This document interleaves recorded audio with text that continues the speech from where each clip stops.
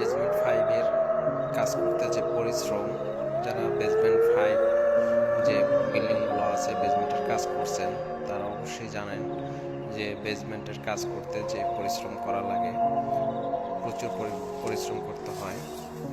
দেখুন আমার এই বেসমেন্ট 5 এই ফ্লোরগুলো এত নোংরা ছিল, এত অপরিষ্কার ছিল, ময়লা দিয়ে ভরা ছিল, অনেক রাবিট ছিল, স্ক্রাব ছিল। আমি এই ফ্লোরগুলো দেখেন একদম ভূতের বাড়ির মতন অবস্থা ছিল। আমি ফ্লোরগুলো একদম ক্লিন করে এখানে এখন পেইন্টের কাজ স্টার্ট করছি।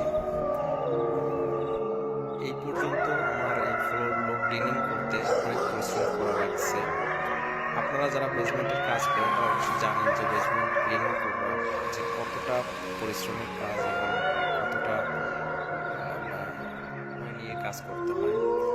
তা আমি নতুন করে কাজ এখানে